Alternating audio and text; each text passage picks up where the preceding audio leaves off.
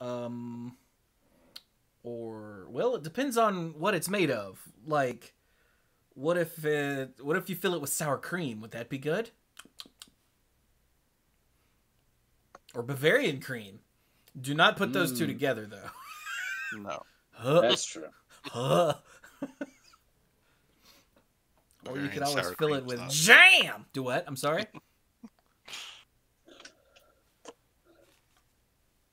What was that, Mike? I was just saying Bavarian sour cream is not a thing. No, you Googled it, didn't you? No, this is me just making stuff up. Oh, okay. Let's see.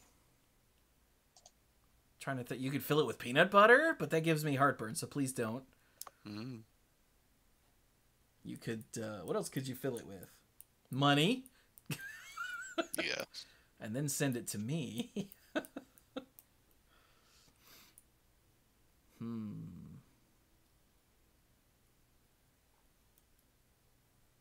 I think that's literally everything you can fill something with. I think we're done. I think that's it, yeah. Yeah. Maybe the stuff you can put in an egg roll, but otherwise then you're good. Oh, that's true. It's egg true. roll. Man, there's a Chinese place that I order from occasionally here in town. I get the house special fried rice. And I have found that if you put 3 container or 3 things of soy sauce, the packs they send you, 3 packs of soy sauce, and just in it, just in the container it's in, then it'll soak up enough to where it's perfect. Because their fried rice is just a touch drier than I like, but I found 3 packs of soy sauce, and it actually filters its way down, but not far enough to squirt out of the bottom. So yeah, it's good. And always get an egg roll, because otherwise it's not enough to be delivered.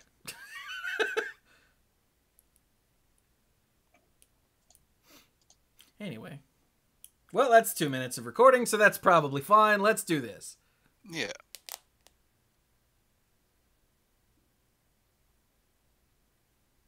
Ow, jam! Hello, everyone, and welcome to the Mana Pool. Man, it's been a hot minute since I said that. Yeah. When did we record the last episode? Or Christmas. The week. 'Twas the week before Christmas.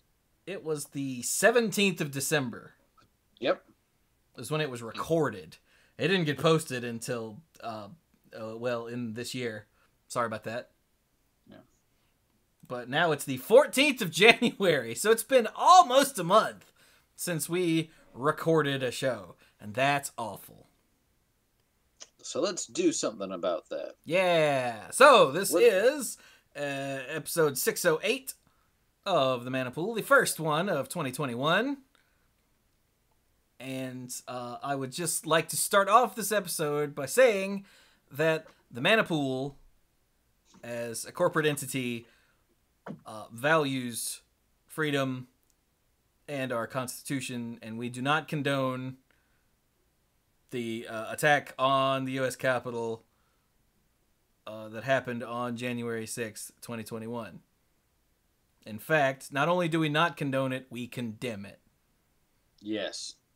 With the strongest possible language. Yeah, and we are going to think of the continue... strongest language and insert it there. Yes. We are going to continue not contributing to any political parties. Yeah. This is not a new thing, but we're continuing. We're not stopping anything because we never started, but still. Look, a bunch of other big companies released statements where they were condemning that sort of thing, so we wanted to too, because we do. We do. Yeah. So yeah, apologies for not recording last week, but as I just said before I hit record, Brian got sick and died, and it would have been on the 7th, and the rest of us were still sort of thrown for a loop from the events of the 6th. I mean, I felt awful, and Chewy was even like, "Are you sure you don't have COVID?" I'm like, and it turned, it was just allergies, but for like 12 hours, I was like, ugh. I couldn't see out of my eyes, which is their primary function. I hear that's what they're good for. Yeah. Well, I'm not really allowed to go into their other function. I don't want to make anybody jealous, but yeah. That, and then you get put on a list. So shh. Yep. Not the same list that the people with the insurrection are on. Anyway. Oh, they brought their phones in. They're so stupid. Anyway, sorry. I'm sorry. So I'm hey, Chewy, the lead dork, and I got nothing. I got these other dorks though. Well, my name is Brian. Hello, if we haven't met before. I am the lead rambler, tangent master, and you know what? My favorite thing that I got for Christmas I've got some very generous gifts from family. I think technically Sam got this, but we've enjoyed it as a family, is the Disney Villainous board game. And we've been playing that, and it's been rather enjoyable. And it is extremely well designed. And perhaps I'll get more into that at some other point, but this is just my intro. So, I'm Mike. I'm the rules guy and the game lore guy. And in terms of games I've been playing recently, I've been playing a game that was given as a wedding gift. It's a 2-player card game called Jaipur. It's about trading goods back and forth and building up combos and trying to be the one with the most gold at the end of the round. Pretty fun. And I'm Dirk, the self-proclaimed greenest man alive and moral compass of the group. And game-wise for me, I finally beat Final Fantasy VI, so I started playing Final Fantasy IX, and nice.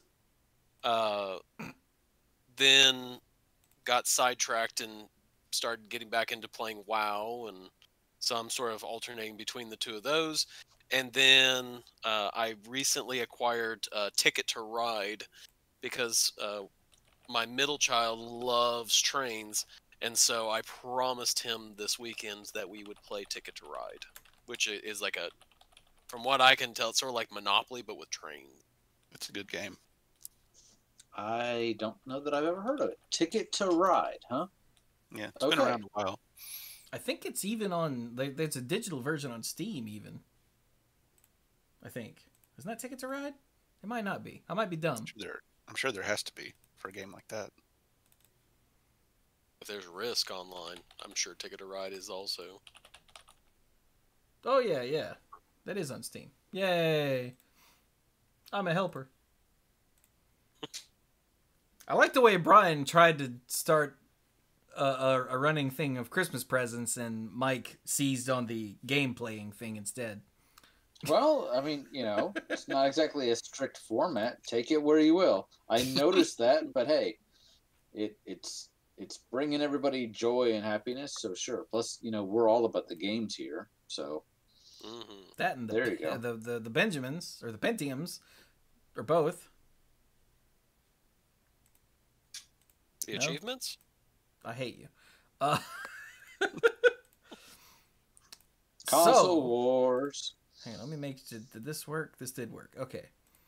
My favorite Christmas present that I got was, well, the only Christmas present I got was just the new computer parts that I then put together so that I could do streams and podcasts and stuff again. Yay! Sorry again for the horrible delay on those 2 episodes, but after we recorded actually there's a YouTube video up right now on the channel where me and Bill and Clues got together for Monday. We named it Monday Night Mundanity because we didn't talk about magic not once. But that's going up on YouTube in chunks of, related conversation.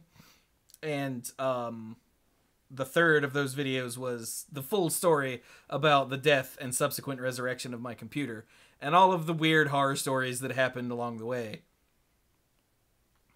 So if you want the full story, that's where you go to check that out. It's on youtube.com/themanapool, and I think it's named The Tale of Chewy's Computer. Yeah. So yay. And as far as games, I've been playing Shovel Knight King of Cards. Oh yeah. Rocking it old school? I mean, sorta, yeah. I didn't play the original, but that's one of the DLCs for it, right? Yeah, it's the final DLC where you play as King Knight. And it's awesome. Those are also going up on YouTube. Yay! Those videos is what I meant. Anyway. Right. So, Kaldheim. Yes. Is that how it's pronounced? Mm-hmm. So I would say it. Yeah, Okay. I don't even know how else you'd say it. I don't know either. So, Unless there's like an umlaut or something. So what is the deal with Kaldheim? I have no idea. Kaldheim is a world setting based on Norse mythology and the 9 realms of Norse mythology, except here there are 10 realms because it's magic. Oh, take that. Yep. And it's pretty sweet. There's, new mechanics, as always. They brought back snow as a theme. That's pretty awesome. Mm-hmm. And there's all kinds of new flavorful things to look at that they've touched on in other settings. Like way, way, way back in Ice Age, they started touching on it here. And they've come back to it a couple times. We've even seen one of the realms, the Immersturm, in Plane Chase. That's right. Mm-hmm. Wasn't it one of those griefer planes? I think it was. I thought it was like a what's it called? Pandemonium? I thought it was a Pandemonium plane. Was it a pandemic where everything that comes in, hits each other? Mm-hmm. I thought it was the one that locked everything down. Spell Immersturm. I-M-M-E-R. Got it. Okay. Immersturm, the plane. Whenever a creature enters the battlefield, that creature's controller may have it deal damage equal to its power to any target of their choice. Whenever you roll, is that chaos? Yeah. That symbol? Exile target creature, then return to the battlefield under its owner's control. So blink it. You're right. You're thinking of that weird frozen mountain. I can't remember. Yes. Now, and I can't remember that everybody hates. Like you go Yeah. there and you're like, oh, why is this in the deck? So I would say we need to play some Plane Chase, but that would involve, physically being in the same space. So maybe in another 2 years. So if we're lucky. Yeah. So is there a list anywhere of these realms? I didn't see one. Yes. Someone probably exists somewhere. Here, I'll send it to you guys. Like a Dirk being on the ball. No, I was right? curious, so I went and looked for it. Okay. No, Mark Rosewater talked about it in his article, but it might also be on obviously it's in this thing Dirk sent us. It might also be in the Planeswalkers guide called Kaldheim, but that's a long article. Yeah. Ooh, this asks me if I scroll down, you get to it.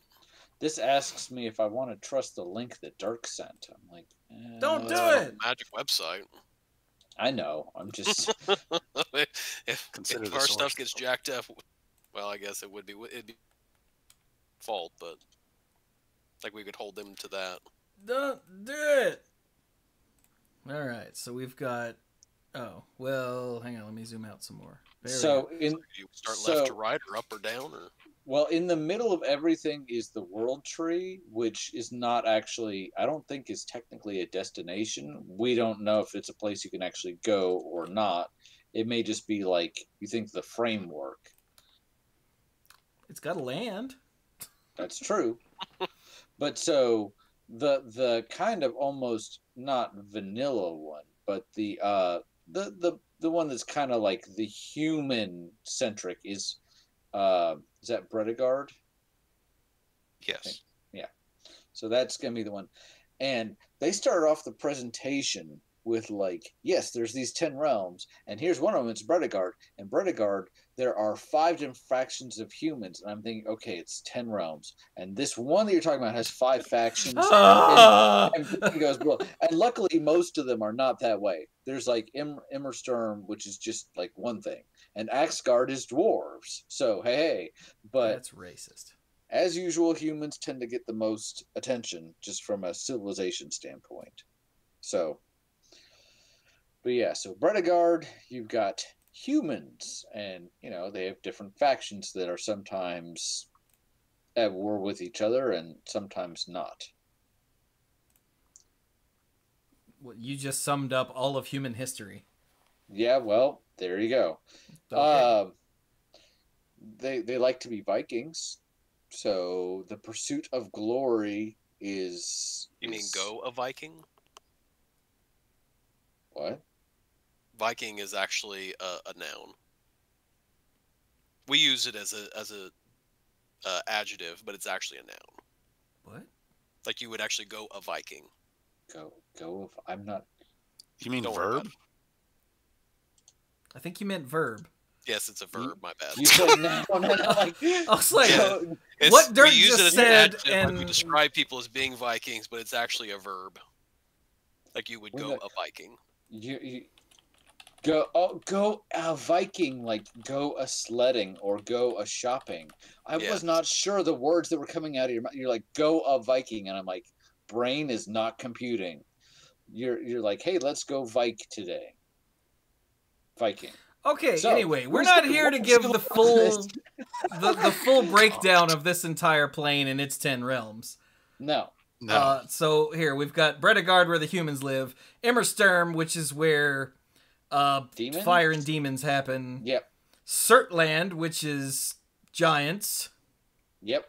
that fight. Yep. Istfell, which is That's where Zombies? the dishonored dead go, right? The Draugr. most yeah. go here after death, living the rest of eternity as spirits. Oh. Yeah. Oh, yeah. never mind. That's something else. It's the opposite of Starnhelm, which is basically where Heim. the Valkyries. Starnheim. The Valkyries take you if you were an honored dead, like if you died a glorious death in battle. What? So Okay, when you say dishonored dead, that sounds like hell. No. It's just there's Valhalla and then there's everyone else. yes, Starnhelm is Valhalla. Heim. Starnheim, and then Istfell is everybody else. Yeah. Thank you. Axgard, like Brian said, is dwarves. Notvold is trolls. Oh. Yeah, some of which are like big trolls. We've got Lityara. Is that how you'd say that? That's how I would say it. I think so. That's the shapeshifters, right? Oh, shapeshifters. Okay, cool. Yep. Skemfar is elves, of Yep. course, and then Karfell. Oh, that's the zombies. Yeah, Draugr. Hey. Oh, I can't say that on the show because there's no swearing on the mana pool. But screw Draugr. I played a lot of Skyrim. I've never played Skyrim, so Shut up. Anyway, something about an arrow to the foot, something. Right. So, mechanics. You know what? Let's do that. There's a new mechanic here. I'm going to take the first one because I just think it's awesome. I know everybody probably loves it, but haha.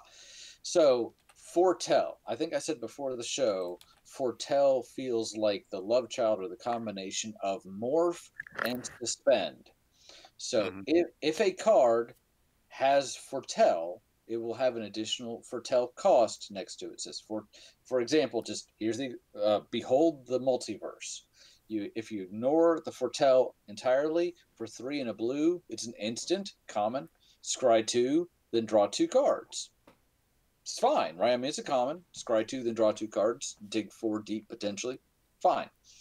Wait a minute. Scry 2 and draw 2 for 4 mana at instant speed? That's good, right? That's pretty good. Yeah. Yeah.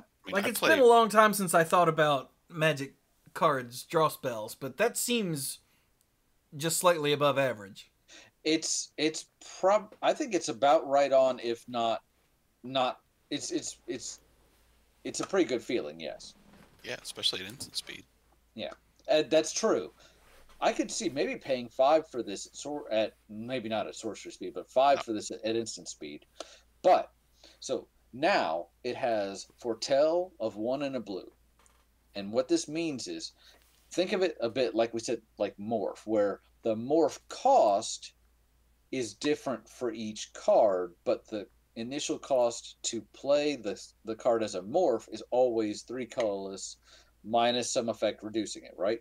So here, every card with Foretell, how it works is during your turn at instant speed, you can pay 2 of any color and exile this card face down from your hand.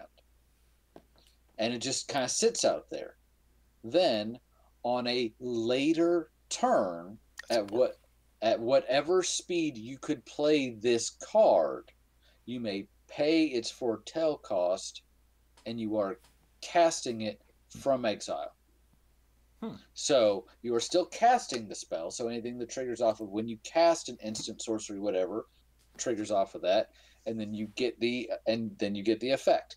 Because this is an instant, if I foretell it on my turn, and then I have 1 in a blue during Mike's turn, he's next, I can go ahead and cast it then, or I can wait until some other time. It's just kind of hanging out there. Because it's in exile, at least as far as we've seen, not a whole lot can interact with it, so it's almost a way of keeping it safe. And here, yes, you're still paying essentially 4 in a blue, but if you want, you can split this up. Chewy said 4 in a blue for this is pretty good. What if you foretell this still on... ends up being 3 in a blue, either way. Yeah. Is that not what I said? You said 4 in a blue. I meant 4 mana, sorry. The total cost to play this does not change. However, you can split it up. So, say I foretell this on my turn 2, and then I can play this on turn 3. If you thought paying 4 for this, which again, you're still doing that, but if you thought it was good for 4 mana, it is, but imagine playing it early. This on turn 3 feels pretty darn good. You agree? So, if obviously, like I said, it's at whatever speed you can normally cast it. So we have seen creatures with Foretell. We'll get to those later. But those, unless they have Flash, you can foretell them at instant speed during your turn. But then you can only play them during your turn at sorcery speed. Make sense? Everybody got it? Hopefully not the most confusing explanation I've ever given. And you have to wait till a later turn to play it. Correct. You know, a lot of foretell cards, the total cost ends up being the same. There are a couple where the total cost ends up being more. I've seen at least one where the total cost ends up being less if you exile it and use the foretell cost later. But after you exile it, you have to wait till a later turn to cast it. You can't run it out right away. Yeah. That matters for the very few things where the total cost is less, and that matters for other effects that care about foretelling things or casting things for the casting spells with the foretell cost. Right. Cool. So I like it. I think this one's neat. There's also a bird. Squawk. Look, it's a bird. Yeah. Squawk. Oh, yeah. It's a 3/3 with flying. And that's the same cost and foretell cost. But, so if it's a creature, then you have to wait till your next turn to play it. Yeah. Yeah, or whenever you'd be allowed to play a creature. If there's something that tells you can outside of other shenanigans, let's not cloud the issue here. Well, no. That's why I tried to pick like the literal simplest example, Chewy. Oh, okay. Instead of clouding it up with some, stupid obscure card from Nemesis or some crap. Okay, guys. But even if yes, you're still paying 4 mana for this, and first of all, there's the great example of, especially in limited, how much would you love to have a 3/3 of flying on your turn 3? That's pretty bananas, right? I mean, that's good. But aside from Magical Christmas Land, you can always, if you don't need it right away, just foretell it, then do something else during your turn, and then next turn, when you pay only 2 for it, once again, it allows you to pay for other things. So it allows you to use your mana more efficiently. Or if you're just like, top deck, I need something to win the game. Hey, 3/3 flyer, sounds pretty good. Let me just play this. Yeah. So that is Foretell, and I'm sure as we go through this card image gallery, we'll hit some more exciting versions of this. But what's the next mechanic? Okay, wait a minute, hang on. Yes, sorry, go ahead. Before we move on, I'm just thinking about this bird. I'm not trying to rush it. Yeah? Like, on turn 2, you foretell it, and then on turn 3, you play it, and then on turn 4, you can swing with it. Yep. Like, that's almost acceleration. Granted, you're not doing anything else with your mana those turns, but still, like, that's really good. Yeah. And then, if you don't need it right now, or if you're certain that your opponent has a board sweeper or something in hand, you can just foretell it and leave it there, and then later, like, cast another creature, like, after their sweeper, for instance, cast another creature, and then tempo this out for just 2 mana on top of whatever you just played. Yep. And so suddenly your opponent's like, all right, wipe your board, and you're like, here's something and a bird. Ha ha ha ha. Yep. Like, that just feels good. Not necessarily just this bird, but I'm saying in general, like, this feels good. Heck, if you want to get super tricky with it, what if you have if there's some reason you want to play this after something else, say maybe you're a turn or 2 away from playing a creature or an effect that says whenever you cast a creature spell, draw a card or whatever. Yeah. You're not casting this until the foretell. What is the white enchantment that whenever a creature with flying you control dies, it gets a feather counter or whatever? The Soulcatcher's Airy? Soulcatcher's Airy, yeah. Maybe you want to put this out there, then wait until you play with Soulcatcher's Airy, whatever. Allows you to manage that. I also kind of like the fact that because it's unknown information, maybe you just put it out there and they have to start guessing, all right, what is that? Because it could cost 1 mana or it could cost like 7 mana or anything in the middle. They don't know. Mind games. Mwahaha. I kind of like that it's not a separate hand, but sort of like just storage. So that if you, let's say you you're in a land drought and you've got 2 lands out, you're like, well, I need 3 in order to do stuff. You can kind of say, well, I got this thing, I got these kind of cards I don't want to get rid of, but I do have these.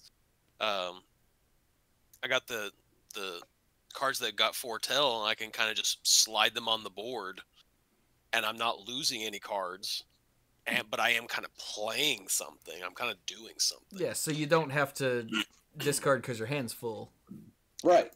And when you finally do draw your 3rd land, you can play some of those things because they're a lot cheaper now. Yeah. I really like this mechanic. Yeah, I think this one's neat.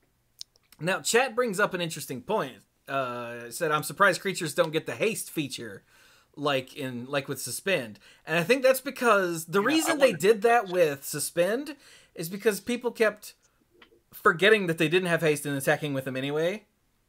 So they gave it haste, because the whole feeling of you're putting it down over here with counters on it and then it hits the board. They did that because that's how it played. But with this, it's an unknown thing. Yeah. And also your opponent can prepare for it. Also, Violet Moon, thank you for that 15-month resub. Welcome to a world where Illusory Mask is just always in play. But yeah, it's known information that you're gonna have a creature, and if it showed up and then couldn't do anything for a turn, but your opponent had all that time to prepare for it, that just feels awful. Whereas this is completely unknown, and it just shows up. And if it did have haste, like if they all had haste, I think that would kind of warp the mechanic. Like the foretell cost would have to be way higher. Like you can have a foretell creature with haste, but if you automatically put on everything, it does kind of shift where everything's priced. So yeah. Okay. But I think it's because the Suspend creatures were face up and these aren't, so there's no like you don't get that urge to attack with it like you did with suspend. Okay. Thank you for chat. So I was trying to rush us through before, but anything else about Foretell? No, seems good. It's a weird All right. mix of suspend and morph, and I like it. Yeah. So, do you like bragging? I mean, I am far too awesome to feel the need to brag. Okay. I don't want to embarrass everyone by how well I brag. And I don't want to be embarrassed. Like, I am way more humble than perhaps anyone you ever know. Well then, Chewy, Mr. Humble Brag, why don't you go ahead and just read us this preview card, and it will literally explain exactly the way boast works. Boast is one of those words that if you say it like twice quickly, it loses all meaning. Yeah. Boast. What? Anyway, Varagoth Bloodsky Sire. For the record, I have not read this card and I don't know what Boast does, so this will be neat. One more time. Varagoth Bloodsky Sire. That's hard to say. For 2 and a black is a 2/3 legendary demon rogue who is rare. Oh, and has Death Touch. Okay. Bloodsky Sire. Ugh. Okay, so Boast. 1 and a black. Target player searches their library for a card, then shuffles their library, and puts that card on top of it. Oh, activate this ability only if this creature attacked this turn and only once each turn. Okay. Yep. So Boast is a thing you can do once something is declared as an attacker. Yes. And you can only do it, and you can only do it once each turn. Each Boast once a turn. I imagine if you have 3 things with Boast, and each of them has been declared as an attacker this turn, and you have the cost for their individual boasts, each one can boast once. Well, I did this. Well, I attacked too. Well, I don't know about you. I attacked. So this thing has a vampiric tutor as a boast. That seems good. Seems pretty good. And yeah, there's nothing here that says you can't do it at instant speed. So you can be like, move to attack. And they're like, all right. And then you're like, I'm going to attack you with this guy. And then as soon as you're done declaring attackers, you can be like, and because he's attacking, he's going to boast. He's going to start bragging before he even hits you. That's how confident he is. He's just like, ah. Look, I thought we were done talking about the people trying to take over the Capitol. And sticking to magic, and yes, he doesn't need to survive, although obviously he can keep boasting if he does, but the fact that he is a 2/3 with Death Touch means that most likely they're not going to want to throw a whole bunch of stuff in front of him. But then this is a pretty good boast effect. Like, yeah, it's pretty good. I mean, 2 different card you want, or in a multiplayer game, let somebody else do it. Can it be now? me? Maybe. Now, Mike, I know how much you love your relentless assaults, Yes. but this still only triggers once a turn, even if he attacks more than once. That's right. That's built into the rules for Boast. You can only activate the ability once a turn, no matter how many times it attacks.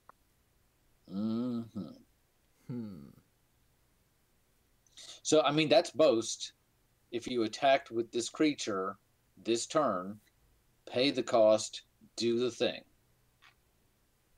At first, I was like, is this not just the same as Raid, but Raid from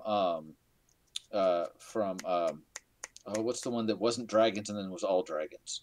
Dragons Tarkir was just when you cast this, if you attack with anything, then you get a bonus. This specifically, this wants you to attack with this card. So, Yeah, and raid. Yeah, raid was on spells. It was on enters the battlefield effects. There were a couple activated abilities too, but most is specifically activated abilities. Yeah. Because lightning bolt is great and hits your opponent in the face, but the lightning bolt does not turn around and brag about it. It'd be cool if it did, but it doesn't. Like, hey, do you just see that guy just smited? What's that thing that was no dragons and then it was all dragons? Oh, and we got a couple people in chat telling us that raid came back in Ixalan too. I forgot about that. Oh, That's it right. did, yeah. Pirates, that's right. Well, I still stand by my dragons, then no dragons, then all the dragons thing. So, yeah. But yeah, I mean, that's boast. It's pretty clean. If it didn't attack, like if it gets tapped down before attackers, that's how you can stop it. Kill it before it attacks. There you go.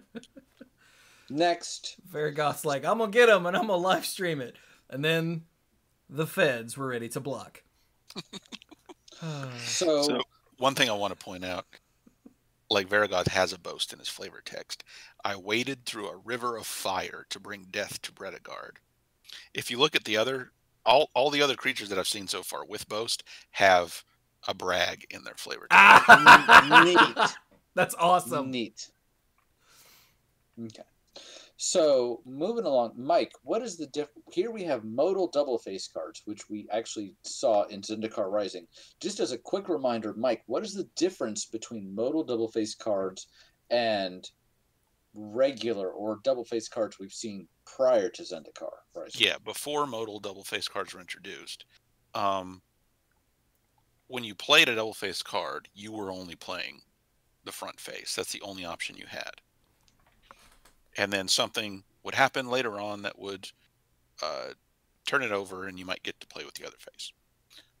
Modal double face cards, you pick one. Like the default is still the front face. Like when it's if something cares about the characteristics of a card in your hand or in the graveyard or in the library. But when you play it, you get to choose which side to play. Right. And whereas usually with the original double face cards, those had a way to transform, including just straight up transform this or whatever. These, I don't know that we've seen really any that have a transform ability. Yeah, they don't. So far, they don't at all. So I have thought of these, I may have made this point in Zendikar, but I have thought of these more as just the next evolution of split cards. Because this is really what they are. Is split cards. Yeah. Just move the other half to the back. You can write a lot more stuff, and you can make the two halves as different as they could possibly be because they aren't fighting for space on one side of the card. So what's this first modal double face card we got here? So the example here, the front half is Halvar, God of Battle.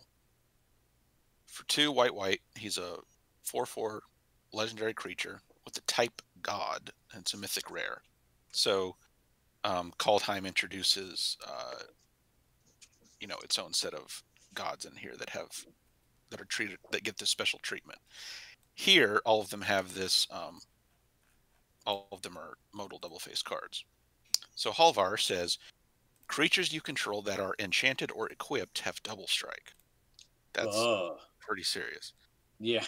At the beginning of each combat, you may attach target aura or equipment attached to a creature you control to target creature you control. Eldrazi conscription. Yes. You can move your Eldrazi conscription around. And that creature has double strike. You're welcome, and sorry for making you hate me. Right. But, Are you, though? Mm-hmm. No, not really. Yeah. So he's a 4/4 for 4 with some sweet abilities to let you pass equipment and auras back and forth. All the modal double face cards have a little note at the bottom that tells you what's on the other half. Yeah. On the other side, keep going. Real quick about this god. Notice that previously the gods we had seen from Theros and from Amonkhet had some sort of ability that tied into the fact that they were gods. They were hard to get rid of. The ones from uh, Theros were indestructible, but were not always creatures. The ones from Amonkhet had features like if they died, you shuffle them back into your library, things like that. This doesn't have that, which I find interesting. But it's already got a lot of stuff going on, including the fact that it can literally be something else. Mm-hmm. So what's that other thing it can be? On the other side is an equipment that costs 1 and a white. It's the Sword of the Realms, and it's a legendary artifact. It's equipment. It's also a mythic rare. I really doubt that any modal double face card would have a different rarity on either side. That would be weird. The Oh God, someone at Wizards heard that. Way to go, Mike. So it costs 1 and a white. It equips for 1 and a white. That's pretty cheap on both sides. The equipped creature gets +2/+0 and has vigilance. And whenever the equipped creature dies, return it to its owner's hand. That's a very good equipment. Yeah.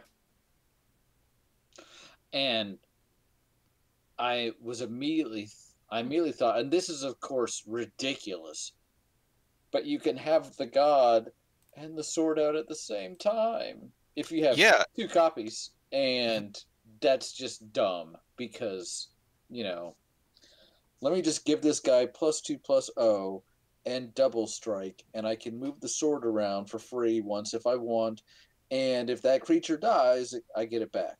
So, do me one favor. You just got to do this. Say his name, but say it all like, do it. You know how to do it. I have no idea what Brian's asking. All right, is he asking me to use my sexy voice? Well, I was going for like grungy voice, but like, this is how. Oh, your thrash metal voice. Yeah. I'm laughing too much. You can't do it now. Over, God of battle. There you go. That hurt my throat. Well, we won't do it each time. And then, of course, when we have the rare land here that's a swamp on one side and a forest on the other side. Except they don't have types. They don't have types, but okay, so the one side makes a black and the other side makes a green. Yeah. And so they put out 6 of these in Zendikar Rising, and they even said, hey, we're putting out the other 4 in the next set. And we're like, well, that's kind of weird, but here we are. So, got it. I wonder what the deal is with these gods, like flavor-wise with these gods. Like, unlike gods in other pantheons, than some other pantheons anyway, the Norse gods could totally die. Yeah. Yeah, and you could also find them just wandering around just all the time. Yes. They've released a couple stories so far, and in one of them, Kaya is hunting something on Kaldheim, and the blue god just turns out to be some guy she was traveling with. Spoiler alert, I guess. I mean, it was up last week. It's a web series. Go read it now if you want. And so he's just like, hey, I'm a god. And everybody's like, hey, it's that god. And Kaya's like, who? Oh, okay. But, Planeswalker, jaded, whatever.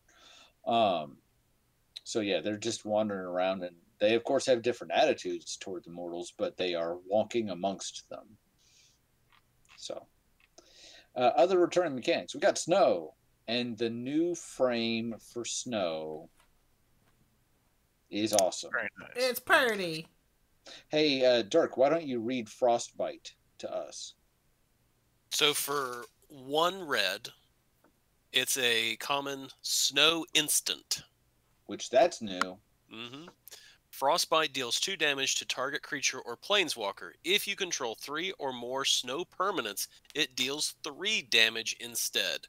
So we're back to, it does this, but if you've got snow permanents, then it does more magic. It does more stuff. This can't hit player, so it's not lightning bolt, but still, it might deal 3 damage for a single red, just for having enough lands or other permanents. I also like the art. It took me a second to realize what was going on. I'm like, It really is a frost bite. Don't wander far. It's a bit nippy out there. I hadn't read that. That's awful. From I would like Lador Expedition Leader. I would like to take a second to talk about this. Gavin Verhey tweeted a few days ago that the time span between Cold Snap and Kaldheim, so the last time we saw snow and now, is longer than the amount of time between Ice Age and Cold Snap. Okay, I mean, yeah. By 5 years. Oh, I didn't realize it was that much. So between Ice Age and Cold Snap was X amount of time. And then that amount of time plus 5 years is when snow made a comeback. See, now this actually makes me feel old. That's why he started this tweet with, "I'm sorry in advance for this fun fact." Well, because to me, when I got started, like Ice Age was the distant past. Like not just in real life, like the Ice Age, but I mean the set Ice Age was in the distant past. I started playing in Apocalypse and really got into it in Odyssey Block. And Ice Age was forever going, look at that ancient art and da da da da. And the fact that, you know, I have now been around for Cold Snap because Cold Snap had not come out at that point, and I'm still playing. Yeah, that makes me feel old. Good job, Mike and Gavin. Appreciate that. Wait, Mike, I'm not even. I'm blaming Mike. I meant Chewy. Poor Mike's over here, just like, oh. Yeah, Mike, screw you. So, so when you said that Frostbite's a snow instant, you said that's new. Sorta? Have we had snow non-creature, non-permanent cards before? I don't think so. I don't think so. I don't think so. But it's the snow as a type is not new. Yeah. No, it's not. In fact, yes, Cold Snap was the last time snow was in Standard. About a year or two ago, we had modern the one that gave us Yogg Modern Horizons, which had snow stuff. True. So we did have some of that more recently. I love the art on the snow basics. I love the frame on the snow cards. And notice if you look at the art on the island, they said that even though you don't really have direct access to the world tree, you can see the world tree in the distance basically everywhere on Kaldheim. So you kind of see it way back there with like the clouds. I think that's a cool little detail. Yeah. We have sagas, which honestly, Dominaria was one of my favorite sets ever. And the introduction of sagas was brilliant, and I'm so glad to see that they are continuing to do them. I know we also had them in Theros Reborn, Theros Beyond Death. Yeah, I know we had them there. I'm very happy to see them continuing to come back because it's just such a great way to express part of the story, and usually they're fun cards. So here we've got the Showdown of the Skulls. For 2, a red and a white. It's a saga, so it's an enchantment. Comes in as it comes in. You add a lower counter, and that means you do the first chapter, and then you add an additional lower counter after your draw step each turn. So chapter 1, exile the top 4 cards of your library, Mike, until the end of your next turn. You may play those cards. So it's kind of that red effect we've seen for a little bit of Red's quote-unquote card draw. And then chapters 2 and 3, whenever you cast a spell this turn, put a +1/+1 counter on target creature you control. So, at least for the chapter 2 part, hey, here's up to 4 other things you can play. Basically in your kind of quote-unquote in your hand. So, neat. Then, of course, after you put on the 3rd lore counter, you do chapter 3, and then you sacrifice the enchantment. get it Yep. back later, and redo it. Da da da. And then the last returning mechanic is Changeling, which Okay, when I saw, wait. Sorry, There's a sorry. question in the chat. Are sagas becoming deciduous? No. It's just another of those mechanics that they can bring back whenever it fits, like cycling or changeling.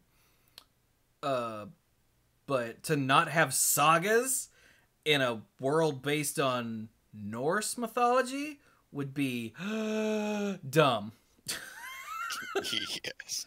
and there's a lot here. Like, we're almost done with the card mechanics, and we'll get into the card image gallery, but there's not a small number of sagas. Yeah, there's an here. ass load of them. Yeah. So, good? Yep. Because this last mechanic is literally Changeling, which I don't think we have seen Changeling since Lorwyn. Am I right? I have no memory. Except for Modern Horizons. Oh god. Yeah. In Standard, we haven't seen Changeling. And yes, it was in Modern Horizons. Changeling is just an ability that just says, this creature, or technically spell, but, you know, I think it's just on creatures here, has all creature types. If there is a creature type we have printed, it is it. Plus, it is also an Uncle Istvan. Well, no, it's not. No. Yeah, I know. Not printed, because if there's anything that's currently accepted as a creature type in the comp rules, Yes. because they've done yeah. so many of those. All right, we're changing a bunch of creature types things over the years. Uncle Istvan. Yeah, he's I forget what Uncle Istvan is now. Is he just a human? He's just a human. No job. Uncle Istvan has no job. Yep. So, yeah, if it is a recognized creature type, it is it. Plus everything else. So, they don't even give you an example here. That's just how, I mean, that's, yeah. So, that is the mechanics. Yay. All right. I know should there are we some planeswalkers that we should talk about. Yeah. Yeah. But I don't remember where. Well, one of them is mono green. So, hey, Dirk. You've been typecast. You are. But he set himself up for it. It's at the bottom of the mono green stuff. There we go. I mean, Tirvar Kel. You like elves, right? Oh, yeah. So for 2 and 2 green, legendary planeswalker is Tirvar. It's mythic. Elves you control have tap, add black. Comes in with 3 loyalty, by and the with way. 3 loyalty. So that's before we even get to the ability, like the loyalty abilities. Huh. So yeah, that's just a static ability he has. That's just there, yeah. Yeah. All right, so for the +1 ability or loyalty is put a +1/+1 counter on up to 1 target elf. Untap it. It gains death touch until end of turn. That seems pretty good. Yeah. Yep. Yeah, a little bit. Its next loyalty is 0. Create a 1/1 green elf warrior creature token. Huh. What if it costs 1 less? Things that care about elves usually like for you to have lots. So. Mm-hmm. And then the limit break ability is with loyalty is -6. So got to be something good. You get an emblem with whenever you cast an elf spell, it gains haste until end of turn, and you draw 2 cards. Oh, Jesus.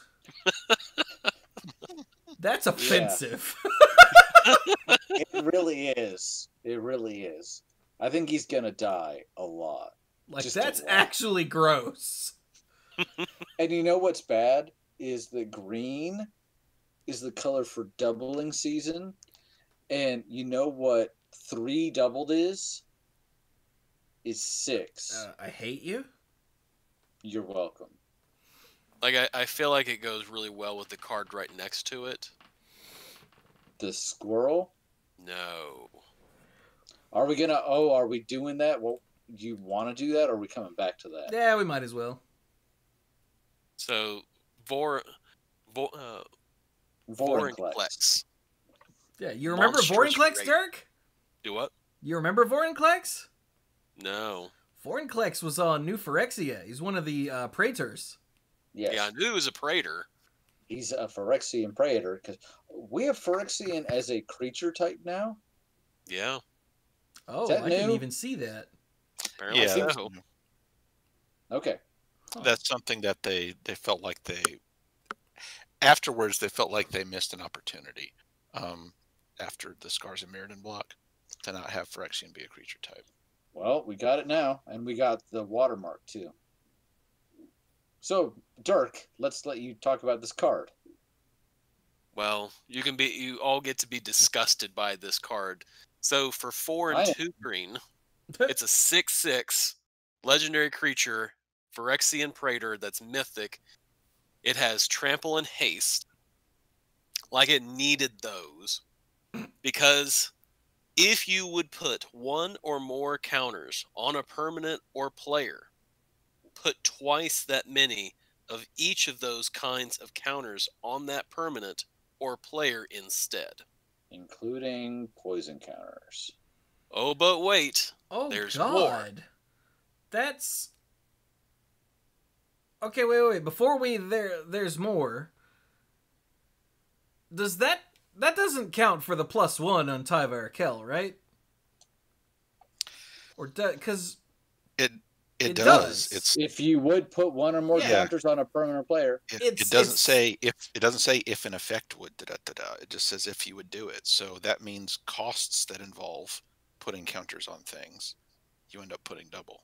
Yeah. What the hell? A Hydra that comes in with X counters is now going to come in with twice as many counters, right? Mhm. Yeah, but that's Two the X on same it. as doubling season. Like we've seen that before. But this, like Mike said, affects costs because doubling season, if you have a planeswalker that says +1 do a thing, you don't put 2 on with doubling season. True. You just put 1. So this saying if you would put 1 on, you put twice that many. It's like, Oh, wow. And that not only gets, in Tyvar's case, not only gets you an extra +1/+1 counter, it gets you an additional loyalty, too. That's Yeah, the loyalty is the part I was talking about. I thought you were talking about the counter. Oh no, the like counter is obvious. It's But now- the but now- loyalty but now that it's- makes my head itch. But now it's both. So And also because of it says players, that works for because he's Phyrexian poison. Huh? yep. And also, Now, what's the other one? Experience counters? Yep. Now, at least for poison, competitively, this is way too slow. Like way too slow. Yeah, 'Cause, but like, we the don't play listener- competitively, so No, but I'm just saying this is. I would not expect people to be like, "Oh, it's the second coming of." In fact, did Infect ever go away in Modern? I don't think it did. So, who plays modern? I don't know. Hey, Dirk, there's more writing on the card. Yeah, we're not yeah. even done with the card yet. Sorry. Yeah. If an opponent, key part, if an opponent would put one or more counters on a permanent or player, they put half that many of each of those kinds of counters on that permanent or player instead, rounded down. Yes. So if an Wait, opponent- what? Yeah. Rounded down. So if an opponent has a Tyvar and they go +1, put a +1/+1 counter on my elf. Tyvar No, you doesn't- don't. Tyvar doesn't get any counters, and the elf doesn't get any counters. But the elf still Correct. untaps and gets Death Touch, right? yes. Yes. I mean, it doesn't stop that.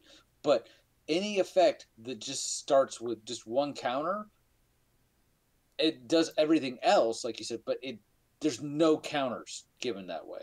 And then Doesn't if you get, Tiber technically come in with one counter on it as well? One Yes. loyalty? oh, so rude. Jesus, But- Ford. Is this right? Are we completely off the mark here? No, No. but this is We're how Did We're they getting really it right. print this card? because Yeah. this is how the Praetors work. This is exactly how the original 5 Predators worked. Oh, here's that's a beneficial here's a beneficial effect for you, and your opponents get the exact opposite effect in a negative way. Like Elish Norn, your stuff is +2/+2. Everybody else's stuff -2/-2. So this is Vorinclex. This feels so jarring, and they haven't explained in the story yet what on earth he's doing here. Are there more Phyrexians here? Usually, because of the whole lore about oil, where there's one, there's like 50 million, but we haven't seen anything else. So I'm not sure what to do with this, except be grossly offended by this card. Oh, please, please, please, please don't let me have to face this thing. Oh Jesus. my gosh. This is... Yeah, I read that one earlier and thought, oh my god. Yeah, I hadn't read Vorinclex. I just saw that Vorinclex was in the set, and I went, how does that work? And that's as far as I got. This is gross. Yeah, I read the part where I assumed it was like, impermanent player rounded up. And then, but no, I saw rounded down. I'm going, oh my gosh, that means anything that does counters, anything like that, doesn't happen. Yeah. Well then, Chewy, does that mean that you know Kaya's in the set, but you haven't actually read her card yet? Maybe. You should totally read Kaya the Inexorable. She is in multicolor. All right, Kaya the Inexorable. That's a good word. Wait, what? You okay? Oh. Sorry, I just got done saying that the Vorinclex was gross, and I got a Discord notification with the word gross, and I went, what? But it was an unrelated thing. Okay. What are the odds of that? What just happened? All right, so Kaya the Inexorable. For 3, a white, and a black. Starts with 5 loyalty. You remember Kaya? Kaya's awesome. Yep. So, why can't I read this? Excuse me. It's +1. a lot of words. Put a ghost form counter on up to 1 target non-token creature. A ghost form counter. Okay, on a non-token creature. Got it. It gains when this creature dies or is put into exile. Return it to its owner's hand and create a 1/1 white spirit creature token with flying. So that is haunt almost. It's like a weirder, less confusing haunt. That is dumb for a +1. It's just dumb. I know she costs 5, and I know you have to have something else to put it on, or you can just choose to. It's up to 1, but that's just dumb. That does seem a little dumb. Because you get a reuse of a creature and a flyer. Yeah, and some of the best plus abilities are ones that also protect the Planeswalker, and this literally throws essentially 2 things in the way over the course of 2 turns. Wait, I got another Discord notification. Is it also gross? What? No, it's about doubling season, and yes, that's what we said. Yeah. But Vorinclex doesn't work like doubling season, apparently. Vorinclex does affect the cost of adding loyalty and removing not removing loyalty. Yeah. That's what we said, right? Yeah. Yeah, that's what we said. Okay. I think person in chat probably missed that. Because they were looking it up. All right, so that's the +1. -3, exile target non-land permanent. Yep. That's pretty good. Mm-hmm. All right, limit break. -7, it's an emblem. You get an emblem with, at the beginning of your upkeep, you may cast a legendary spell from your hand, from your graveyard, or from among cards you own in exile, without paying its mana cost. What? That's weird. Huh. Yeah, I'm interested in reading the part of the story that makes that make sense. Right? Yeah. The part about exile means that they can never get rid of the stuff that you want to bring back as long as it's legendary. Cast a legendary spell from your hand, graveyard, or exile without paying its mana cost, just at the beginning of your upkeep. Just okay. Yep. Cool. Yep. And it only takes 7, which she starts on 5. And then can immediately start chumping stuff that attacks her. This is like the legendary deck, legendary commander decks like Dream. Mm-hmm. Yeah. Yes, it is. Huh. Yeah, because if you really get into some foolishness, Foolishness. the -7 will use up all her loyalty, put her in the graveyard, and then you can play her. God!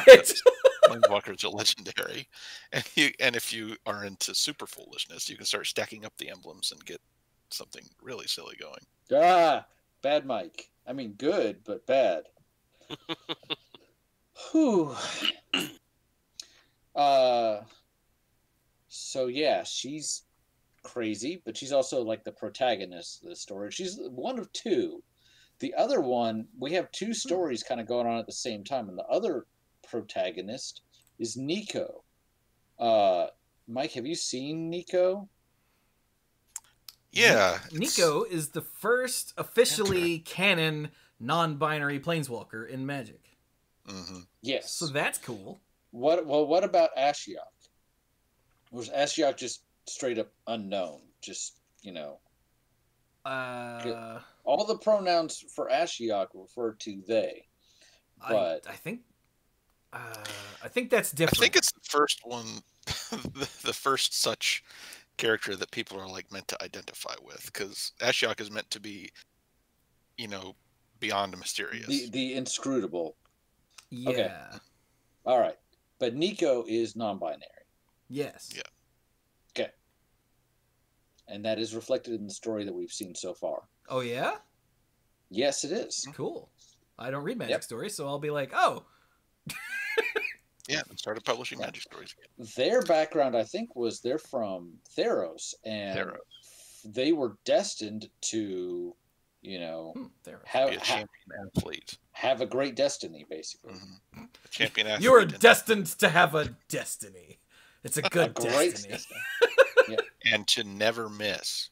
But Nico decided that they didn't want to be bound to all that destiny nonsense, so they missed a shot on purpose one time, and apparently that caused problems. Yeah. But I think from what I read, their spark igniting actually, so often with these planeswalkers, your spark ignites when you're at a low, like Chandra's, dad burning up in front of her, Jace's mind being ripped apart, that sort of stuff. But occasionally it can actually come from a moment of personal triumph, and that's what it was for Nico when they felt like they had actually freed themselves from the shackles of destiny. They said, yay! And spark goes, woohoo! And now they're somewhere else. So what's the card do? Okay, the card does several different things. So Nico starts on 3 loyalty, but costs X white, blue, blue. Okay? Yep. When Nico Aris enters the battlefield, create X shard tokens. And there's some reminder text for what a shard token is. I haven't seen any other cards that make one, so just assume Nico is the only one so far. I think it's specific to them. Yeah.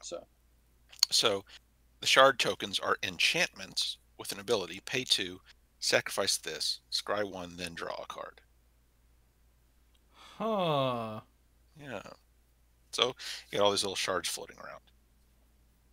And there's 3 loyalty abilities, +1. Up to 1 target creature you control can't be blocked this turn. Whenever that creature deals damage this turn, return it to its owner's hand. Well, that's cool. -1. Nico Aris deals 2 damage to target tapped creature for each card you've drawn this turn. That's cool too. So you can get it just by drawing cards or by, expending shards to do it. Yep. And there's another -1 ability to create a shard token. This one definitely feels like the most of the planeswalkers. It's the most utility. Like it doesn't have any one ability that's just like, oh, that's just ridiculous, but it's just so efficient. Yes. I mean, that first ability is pretty awesome all by itself. So, if you want to reuse creatures, especially for their enters the battlefield effects. So, Or something with haste. Yeah. Yep. And then, like Mike said, if you've got any sort of effect that lets you draw, including shards, but you're in blue, this is double blue, you probably have other ways to draw cards as well. You might just be nuking a tapped creature. I like it. So that's Nico. And then to get to our last Planeswalker, this is going to sound a little weird. Like, I was typing in the chat while you were reading it, so I'm just getting caught up, but they're freaking weird. Well, yeah. they said that they wanted to go with a different approach with this because they wanted Nico to be an athlete. And so often in Magic, when you think athlete, you tend to think of white or red. But they said they wanted to really emphasize the blue here because blue can be centered on self-improvement, gaining knowledge, or just making yourself, better than everybody else, and having strict discipline, which is also where the white comes in. So this feels like a blue-white athlete, and I think they did a good job with that instead of the here's a muscly person, Well, I don't mean the Yeah. character design. I mean the card. Like the final ability being -1, make another shard is like, wait, what? Like, as Planeswalkers go, this is one of the weird ones. Like one of the Sarkons that didn't have the ability to add loyalty. Like this one not having some sort of obvious limit break is like, what? Yeah. But I like it though. Yeah. It seems neat. Yeah. As a design. All right. One more Planeswalker. There's another one? Jesus. Yes. Yep. So this one's going to be interesting. Chewy, I need you to go down to the modal double face cards. It's the last section of this. And go down to where the black cards end. The black Toralf.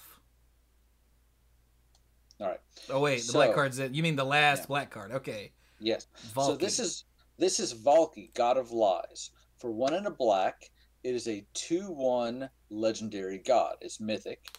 When Valky enters the battlefield, each opponent reveals their hand. For each opponent, exile a creature card they revealed this way until Valky leaves the battlefield. So he hits everybody with that effect, just like, I'm taking that, you can't have it right now. And then he has the second ability, pay X of any color. Choose a creature card exiled with Valky with converted mana cost X. Valky becomes a copy of that card, which I'm reading this the first time. I'm kind of expecting, just play that card. This is more interesting than that. So, it doesn't last until the end of the turn, and Valky doesn't retain that ability. So Valky's just... I missed that the first time. Yeah. Wow. Valky becomes that card. Yeah, that is cool, right? My brain inserted all of that, and I was like, well, then you turn into something else later. No, you don't. Yep. So this is Valky, God of Lies. Well, it turns out his very existence is a lie. Because flip it over. Whoop. Oh, right. I did see this. Yeah. So this is actually Tybalt, Cosmic Imposter. He's pretending to be a god, and it's glorious. So Tybalt, for 5, a black and a red, from the 2-mana Planeswalker to 7. This one's better, by the way. He comes in with 5. The uncommon version of Tybalt was better than the first version. It's true. It's true. All right, so he comes in with 5 loyalty. He also, like our elf friend above, has a static ability. As Tybalt enters the battlefield, you get an emblem with... You may play cards exiled with Tybalt, Cosmic Impersonator, and you may spend mana as though it were mana of any color to cast those spells. So this is important because you immediately get this this emblem if they then, for whatever reason, destroy Tybalt, return to your hand, whatever, you retain the ability to play any of those cards he's exiled. How does he exile cards? Well, +2 loyalty. Exile the top card of each player's library. Each player's. That's pretty funny. -3 loyalty. Exile target artifact or creature. So just straight up, that's gone. And by the way, I can get it later. -8. Exile all cards from all graveyards. Add 3 red mana. Yeah, this is significantly better. This is bizarre. So what he seems to be doing is he's going to the different realms and he seems to be working each race up, and he's like basically inciting race wars where he's like, hey, you know those other people that you don't like? I'm here to remind you don't like them. Maybe sometime soon you should get ready for war with them, because the realms are kind of on a collision course with each other. Think back to Alara block where everything kind of overlapped in the merging or whatever they called it. So he's trying to get them all worked up. For what purpose? You're saying Tybalt's running on the Republican ticket in 2024? No, I said that. Excuse me.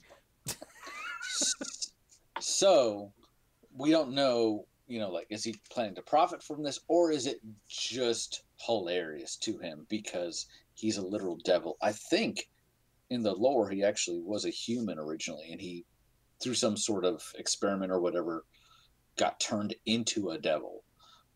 He's from Innistrad, so that sort of thing tends to happen. But if anything, that's even worse than just being a devil because it's in his nature. He literally turned himself that way. So, but yeah, so I like both sides of this. I like the fact that Valky gives you a really early, for 2 mana, gives you an early look at everybody's hand and snatches something. But Tybalt is also pretty darn crazy. If you're the type of player like me, the shared fate kind, that's like, hey, everybody's playing neat cards. I want to play with everybody's neat cards. They're mine now. So, hey, Mike, you want to answer that question that you answered in chat? While I step away for a minute? Sure, yeah. So I guess there were 2 questions. One question was, what happens if you activate Valky more than once? And to that, I'm, since Valky doesn't retain that ability after it resolves once, I'm guessing they mean, what if you activate it and then respond by activating it again? Whichever activation ends up on top of the stack, that'll resolve. It'll turn Valky into something. And then the other one will resolve and turn Valky into something. So there is a small moment of time in between where it's one thing before it changes into another one. And there might be some fun things you can do with that. But yeah, it doesn't become like a combination of both things. Right, and it doesn't cause those things to enter the battlefield. See, it's not like you're getting those triggers. Right. Yeah. It is interesting to note, like you said, that it's permanent and he doesn't retain the ability, so he can't change into something else. Yeah. Mm-hmm. Yeah. There was another question about when we were talking about Tybalt. Someone asked, someone mentioned, I'm assuming the exiled cards don't track from both sides. It's like, with this, no, there's no way to do that because there's no transforming these, at least not built in. Okay, well, wait a minute. I mean, if the Tybalt side said, if the emblem said you may play cards exiled with Tybalt Cosmic Impersonator or Valky got Allies, that would specific, but it doesn't. So you I mean, the problem is that you have to go all the way. You have to do some convoluted things to make that work for objects that don't, when cards are referring to a totally different object by name. It just doesn't work here. There's really no way to get it to happen because you can't. They exile something. Well, you get the emblem when Tybalt enters the battlefield, and you exile stuff when Valky enters the battlefield. There's no way to have both of them and have it be referring and have the abilities be referring to the same object. There's no way to do it. Yeah. Yeah. Now, I'm guessing you already answered the question about using Valky's ability twice in a row. Yes, I did. And there was another question. Is it how do the legendary modal double face cards before we get to the next question? Is it possible to activate Valky twice?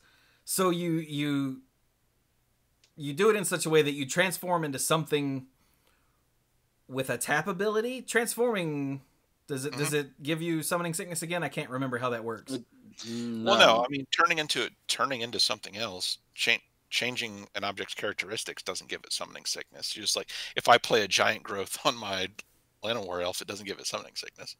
Okay, so you know, that means that in theory you could like activate the ability twice, transform into something first with a tap ability, tap it to use that ability. Transform, because transform is a loaded term. Oh, is it not? I'm sorry, become. Sorry, my bad. I forgot that. Yeah.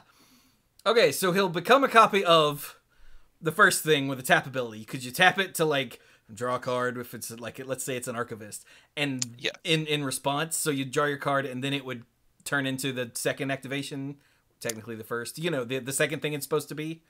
Yes. Okay, so there is a very corner niche use for that, but otherwise, why bother? Mm-hmm. Yeah,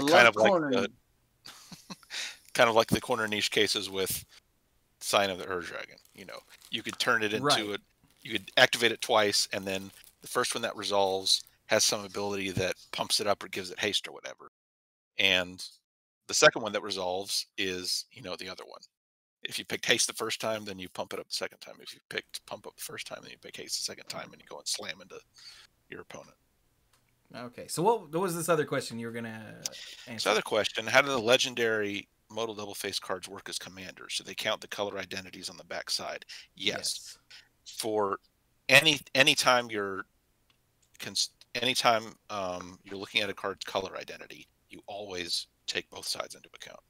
So even if Valky is my commander, it is a red-black deck. It is. Yeah, I guess in theory you could always choose to play it either way. So yeah, and like Asika, God of the Tree, is actually a Wooburg commander, even though just the backside is the Wooburg. Yeah. Yes. The same as if we go back up to Tyvar. Tyvar is a black-green commander because of that black mana symbol and a static ability. Yep. Yeah, if you're playing you can do Brawl. You can do Brawl with Planeswalkers. Yep. Yay, Brawl. So those are the 4 Planeswalkers in the set. We have seen them all. It is almost 10 o'clock. I imagine we're not going to hit everything in the set. What do you want to just pick out cool cards? Do you want to stick to mythics, or do you want to stick to like the gods, or how do you want to do this? I mean, whatever. All right. I think if we start the gods, we'll probably want to do all the gods. So maybe let's not do that. Then I'm going to talk about a giant snake. But I just talked about a card. So somebody else talk about coma. Not like, falling asleep for a long time. I don't think. Dirk. Yeah, this is such a Dirk card. Yeah. It's, in fact, a Simic card. It's in multicolor. It's coma with a K. A cosmic serpent. Yes. It's Jorkelmunder. Well, Cosmos Serpent. Yeah. Did you just say Jorkelmunder? I've mispronounced I was going to let that one go, but yeah. It's the world snake, world serpent, yes, from Norse mythology. So what do we got?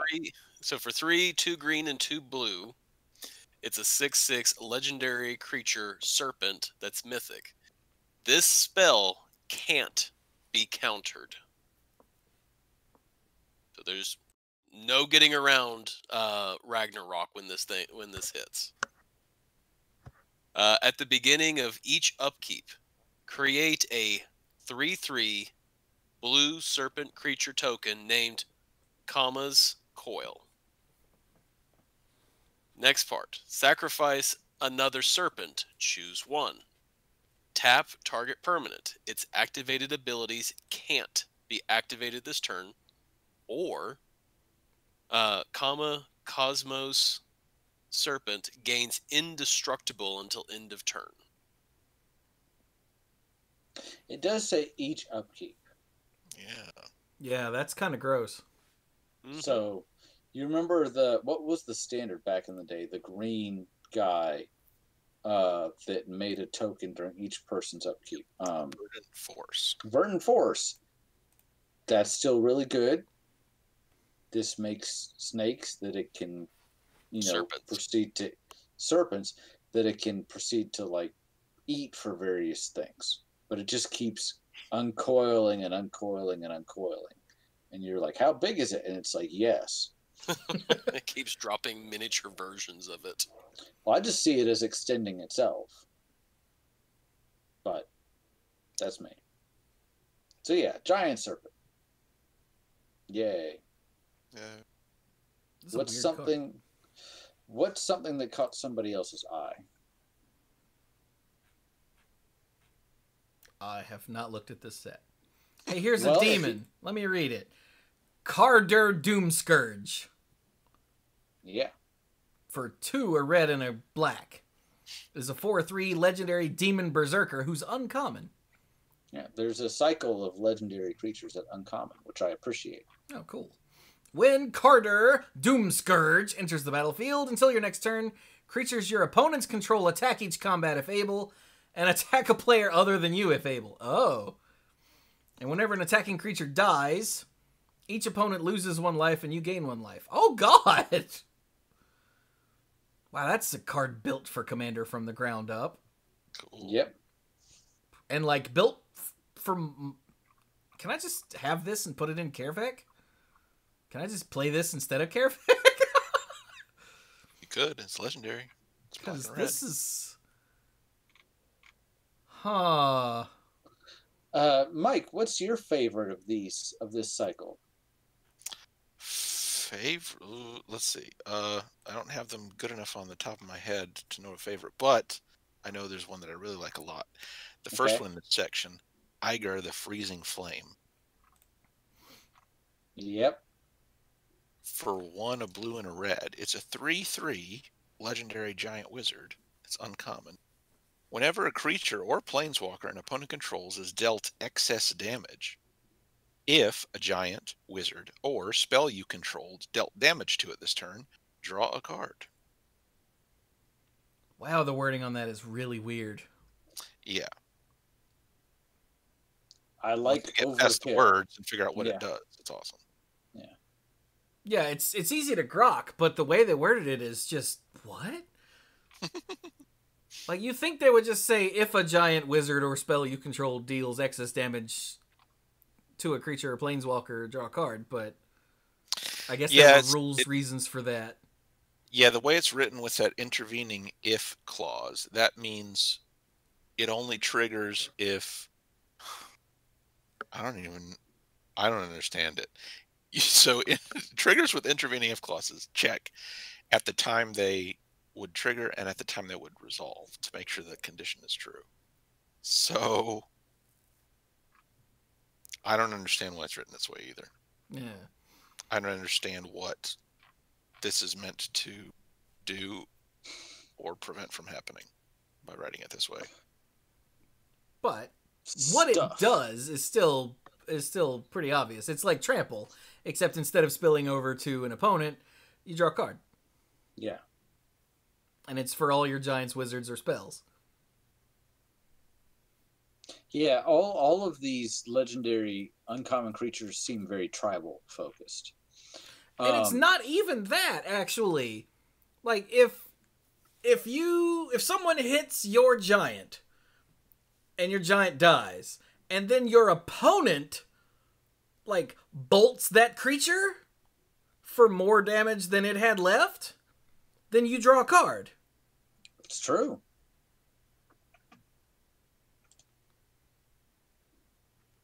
So it actually opens it up so it doesn't have to be just your giants, wizards, and spells. as long as excess damage was dealt and your giants, wizards, and spells had anything to do with it. Yeah. This is a very weird card, but I see what it's doing and I kind of dig it. Because anything that lets you draw more cards without being... Like, this is really specific, but it's not... As our old buddy Stark likes to say, legendary creatures these days all have an ability that says whenever you draw a card, draw a card. Like, Yeah. So this is like narrow, but it's not narrow like that. I can't figure out how to word this. Yeah, sorry, go ahead. That was all I had. I can't put into words what I'm trying to say. Like, a lot of legendary creatures say, whenever you do a thing, draw a card. But this one is actually a wider thing than just, whenever you cast a whatever thing, draw a card, or whatever. Yeah. I like it. So, one of these cards that in this cycle, lose cycle, whatever it is, that I really like, because I think it's super efficient, is actually, I think, one of the best zombie lords we've ever seen. It's Narfi, the Betrayer King. For 3, a blue and a black. This is a 4/3 for 5 legendary snow creature zombie wizard. Good old Narfi. Uncommon. Other snow and zombie creatures you control get +1/+1. Seen that before. Usually you're like, okay, let me get rid of it so it stops pumping everything. For 3 snow, return Narfi Betrayer King from your graveyard to the battlefield tapped. Ooh. It's okay, I wasn't attacking with him anyway. To serve the god of death, Narfi forfeited the warmth of life. Yeah. Oh, I like this. Yeah. You can't get rid of it. Like, without exiling or shenanigans or bouncing or whatever. I really like this. And the fact that, yes, zombies, and we've seen lots of zombie lords, I really think this one stands out, as long as you're in blue as well as black. But also, snow is really open-ended. So, yeah, I like this guy. He just looks kind of sad. He does look extremely sad. Like, I just want to give him a hug. Yeah. Pat, pat, pat. There. Dirk, did you see the Harald? This is Tyvar's brother, older brother. Is it in... Multicolored. Okay. King of Skimfar. Yep. Ugh. So for 1 black green, it's a 3/2 legendary creature elf warrior that's uncommon, has menace. When Harold, King of Skimfar, enters the battlefield, look at the top 5 cards of your library. You may reveal an elf, warrior, or Tyvar card from among them and put it into your hand. Put the rest on the bottom of your library in a random order. So, instead of having Tyvar counts as an elf on the Planeswalker, they just added that to Harry here. I'm going to call him Harry. Yeah. Does he go to White Castle? What? Oh, no, that's Harold. That's Harold. Sorry. Oh! So, that's dumb. I'm gonna derail for just a second and go to green. Uh-oh. And go to Toski, Bearer of Secrets. Oh, the squirrel. It's well, you did the other two amazing. you did the other two in this section, so finish it off. So for 3 and a green, it's a 1/1 legendary creature, squirrel. That's rare. This spell can't be countered. It's indestructible, but an indestructible squirrel. Toski, Bearer of Secrets, attacks each combat if able. Whenever a creature you control deals combat damage to a player, draw a card. So in the lore here, Toski is supposed to be seen as beneficial, like he's the messenger of the gods. In actual Norse mythology, the squirrel that runs up and down the world tree is a terrifying monstrosity that can't die and is trying to hasten the end of the world because there's a creature at the top of the tree, I think a dragon, and It's a an creature eagle. at the it's an eagle and a creature at the bottom that's a dragon, and both of them are essentially like slowly working the tree away, and the squirrel runs between them to basically keep them agitated. So the squirrel is literally one of the most evil creatures in creation. And here it's like, I have a package for you. Yeah, that So, squirrel is Ratatosker. yes. I don't This see is anything Toski. about it being a horrifying creature. I thought it was supposed to be like terrifying and giant and all that, but that I mean, it might might be be my giant. own. That might, but like, might be my own misinformation or taking information and extrapolating it. Regardless, Toski's pretty cool, and I do like the fact that yes, you might hit with this on occasion, although it's pretty easy to block, but it gives that last ability to all of your creatures. Like if you hit with any of your creatures, you draw a card, and you also draw a card for each one. It's not if you dealt damage to a player this turn, you draw a card. No, it's whenever a creature you control deals combat damage to a player, draw a card. So it's not just him, it's all your stuff. That's pretty cool. And he's indestructible, so he's never going away, basically. This is a weird ass set, y'all. It is. People are telling me I need to look at the variants for some of these cards. Okay, hang on. Where is... I threw the link in there. Okay, there's Tyvar. Whoa! Alternate art Tyvar is sexy. Jesus. Yeah. Oh, and yeah, the alternate art Toski's... Whoa, this art style's cool. Yeah. So, you know that for this, they actually they got people to carve out in wood some of these art designs. I think it's for the sagas, and they actually had an artist design this border for these cards in actual honest to God wood. And I think that's not easy to do.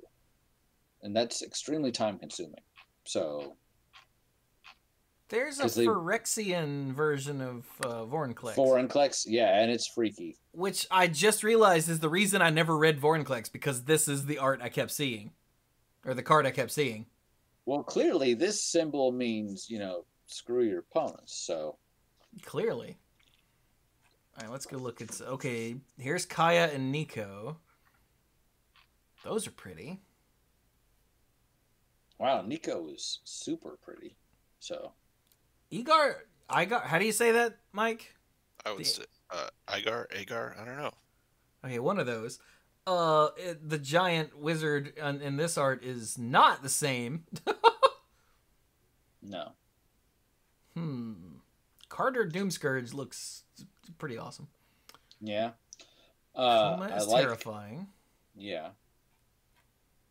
Narfi does not look sad here. Narfi looks evil in the alternate art. Oh, God! He's still got that skull, but he's not, like, just carrying it around like the weight of the world. Now he's looking at it like... Where is Narfi?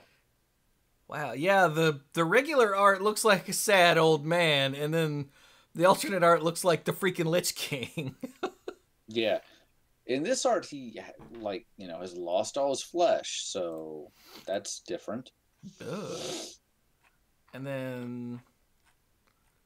What about... okay, here's Valky. And... Tybalt has a hair. Did Tybalt have hair before? Maybe. I think so. Hang on, scrolling. And there's two special versions of... Oh, Tybalt did have hair. Oh, there's another one? Scrolling. Oh!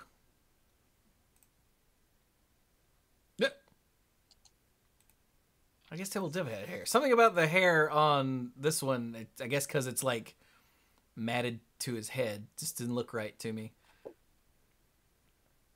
Okay. Good to know that they're still doing weird things with the alternate art stuff. If they're going to do it, they might as well do it right. Yep. Huh. All right. Are there any other cards we want to talk about before we wrap it up? I've seen a couple of requests for the tree. Let's talk about the tree. So I mean, there's a bunch of good stuff here. We're just, yeah. We'll do more next week, I'm sure. The yeah. World Tree is a land. It's not legendary. And I haven't... The only explanation that I saw for that was, I think it was Aaron Forsyth, who's like, there can be more than one bond to the World Tree. And I was like, yawn. Shut up. But the World Tree is a land. It's rare. And enters the battlefield tapped. And it taps for green mana. Yay. Yay. But that's awesome. As long as you control 6 or more lands you control... I'm sorry, the World Tree. I get choked up every time. Lands you control have tap. Add 1 mana of any color. Is there something else that worries about 6 or more lands? The Field of the Dead or whatever. Oh yeah, that too. You have to have different names. I don't know. I'm sure it's come up at some point. Oh wait, what's the Temple of the False God? Yeah, that's 5 lands. There was something Yeah. from Battle for Zendikar. I can't remember what number of lands it cared about. I'm looking it up. Rules text. 6 Brian's or looking it up. more lands. Yeah. So okay, so as long as you control 6 or more lands you control can tap for any mana, any color of mana. Now, for a double Wooburg, also known as a Progenitus, and tap, and sacrifice the World Tree, you can search your library for any number of God cards and put them on the battlefield, and then shuffle. Just go get all the gods. Which really, if you've got 11 lands, yeah, it's probably fine. Yeah. So there are 5 cards, one of which is silver bordered, that reference having 6 or more lands. Dragon Master Outcast, you remember him? Oh yeah. Scoot Swarm, remember Scoot Mob was the original one. Yeah. Scoot Mob, Sylvan Advocate, that guy. That I don't remember. Yeah. He was so annoying in Standard. And which one's Sylvan Advocate? For 1 in the green, a 2/3 elf with vigilance. So already on curve, pretty good. And then as long as you control 6 or more lands, Sylvan Advocate and land creatures you control get +2/+2.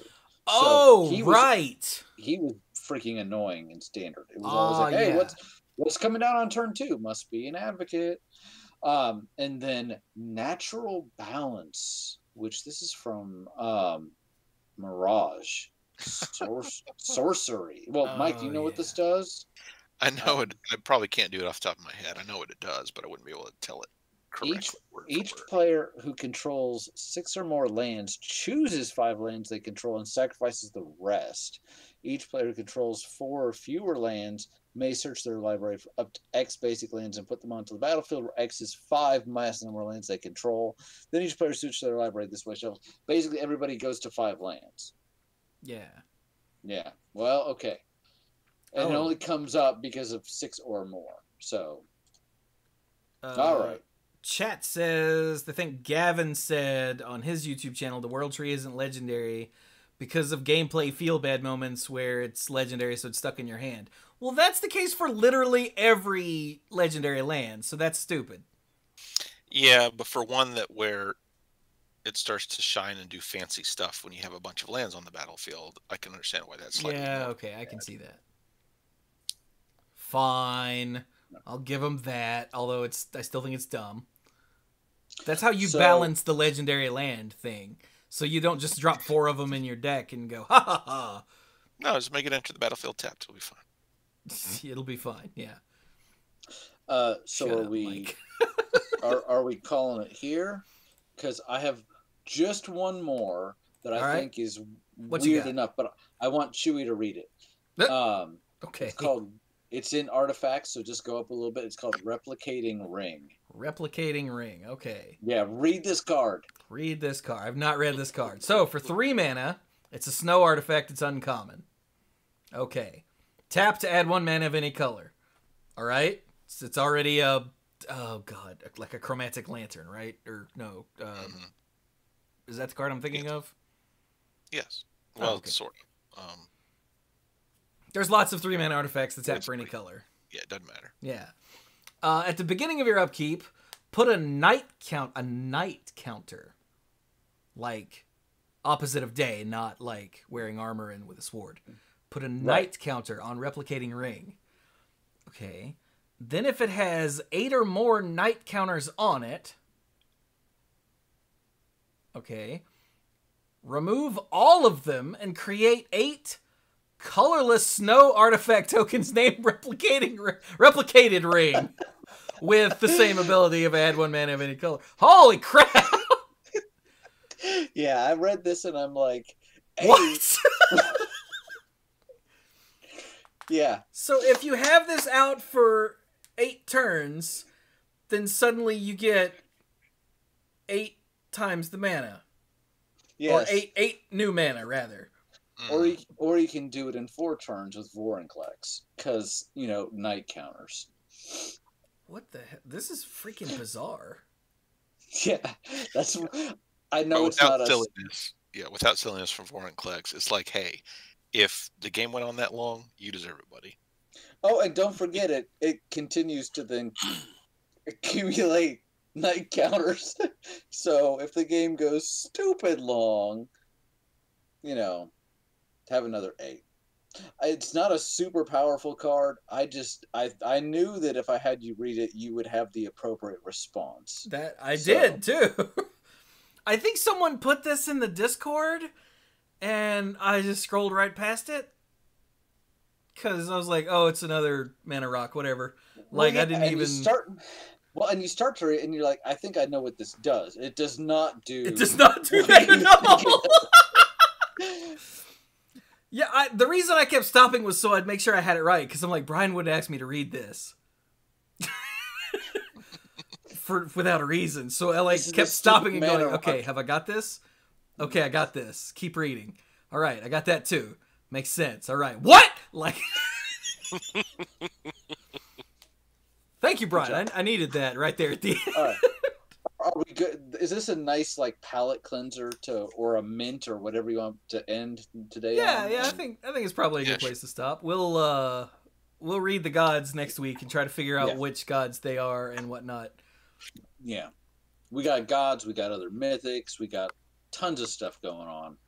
So yeah, wait a minute. but I didn't right see now, not one boast card. Hey, what color has boast? Probably red. Oh yeah, red almost certainly has boast. Yeah, the very last card. Okay, hang on. I want to read one of the boasts. Sure. Toroth blessed me with fire. I am worthy of Starnheim. That's not a very good boast. Well, I guess the boast ability's not bad. So it's the Tuscari Firewalker. For 2 and a red, it's a 3/2 human berserker. It's common. And its boast is pay 1, exile the top card of your library. You may play that card this turn. So it's the red temporary card draw thing. I found another red creature with boast, but it's a troll berserker, and its flavor text is, and I quote, Grarg. So, now that's a good boast. There we go. Oh, this card is neat too, though. Yeah. The Hagi Mob for 4 and a red. So for 5 mana, it's a 5/4 common troll berserker. Boast, 1 and a red. It deals 1 damage to any target. So makes combat math kind of tough, especially if you do it before they block or let them block poorly. And we need to stop. Grarg. But my favorite flavor text in red may be, and I quote, "Boats burning, row faster." But We can find out what that does next time. Boats burning, row faster. You know what? That I like it. I mean, and that's sensible advice. Like, what are you gonna do? Row slower? I That'll mean, be the name for today's episode. mine would be to like get out, but that's Maybe I'm not a dwarf, so what do I know? yeah, maybe it's not safe to get out. I just noticed something, and I don't know why I didn't notice it before. The cards with foretell have a watermark of like a stylized bird in flight. I did not notice that. Oop. Cool. Good job, Mike. Yeah, right there. Wait, were they in the mechanics article and we just didn't see it? They were. Oh, look at that. I wonder what that symbol is. Since the bird in flight, I assume it's like, augurs would Looks watch like bird Odin's flight symbol. and make predictions. In Norse mythology, ravens are associated with Odin. Yeah. And then here, we'll get to him next time. Alrund is the blue god. He's the god of the cosmos. His whole thing is, knowing how stuff works. He's the Odin figure. And his other side is a raven. So probably something like that. Oh, I hope we get legendary ravens. That would be cool. The other side is, in fact, a legendary raven. Oh, yeah, I guess we already do then. Ha ha! Perhaps we'll get more legendary ravens. Yeah, that's what I meant. Shut up. All right, then. So, how about we wrap it up then with some final thoughts? Dorks. So, I kind of alluded to this earlier. Sam for Christmas got Villainous, which we got the starter set. Apparently it's had a couple expansions, and everybody picks a Disney villain and you play that villain, and heroes sometimes get in the way, but this game is exceedingly well designed. It's not perfect, there's some balancing stuff, but one of the things I really like is the way that it's balanced. So basically, when you pick a villain, like let's say I choose to be Maleficent, every villain has a different goal. It's not just, hit the opponent a lot or draw a number of cards or whatever. Maleficent's win condition is have a curse on every land in your domain. Like, okay, cool. But the way that they balance these decks, because it is a deck of cards, is every deck also comes with a deck of fate cards that are basically the heroes from your story. So instead of necessarily balancing out my deck versus Mike's deck, if he's playing as Jafar, while there is some interaction there, most of it is he gets to use my deck of good guys against me, and I get to use his deck of good guys against him. So the real balance here is between my own two decks, which means that every time you play, there's already that inherent tension. And I'm like, yes, that is just so unique and interesting. And there's other things going on with the game. Everybody kind of essentially gets their own board and they can do different things, but just that inherent ability. I know I said at the beginning they are not necessarily balanced, just because some villains have to jump through a whole lot more hoops to win than others, but in the sense of balanced within each deck and then their opposing fate deck, it's actually done pretty well. So just want to give a shout out for that. I think they did a good job, and we're enjoying it. That's all I'm gonna say. Trying to keep it light at the end of the episode. Who's trying to call me? It's 10:27. It is not me this time. Okay. As far as you know. I guess for me, I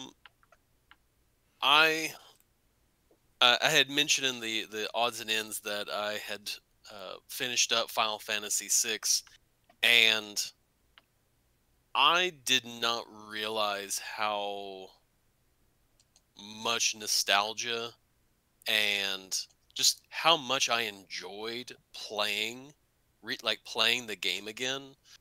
Um, I've had times where I would try and start playing the game, like a couple years or so ago, on the SNES, like the SNES Mini, that I was going to play the game and everything, and just I got maybe about 30 minutes in and was like, I'm not really into this. But this last time I played it, I mean, I was all in on playing it. I was playing the Steam version, which has the Game Boy Advanced update and everything to it, and that was just so much fun getting to get into it and play and all that, and got around to beating all the legendary dragons. Just I didn't get around to doing the last one in Kefka's Tower. It was just I was just plowing through Kefka's Tower. Was like, and just thought, yeah, I'm just want to go ahead and finish up the game and everything. And so, but just thoroughly enjoyed getting to play the game again. And I'm kind of getting the vibe again from Final Fantasy IX. So, like I said, I'm looking forward to getting into some of the old Final Fantasy games. Sam played through 6 last year over the summer and actually did get all the dragons. I kind of helped her a little bit explain where some of the hidden stuff was that you may not find otherwise. And she was, I think, a little disappointed when she went to all that trouble and beat the dragons. And I'm like, great, here's your last Esper. She's like, yes. And I'm like, and never summon it. And she's like, why? And I'm like, never summon it. She's like, why? And I'm like, because it'll kill you. And she looked at me and she's like, that doesn't make any sense. I'm like, don't do it. I remember getting Crusaders show up on a Setzer, slot roll one time and being like, what's this?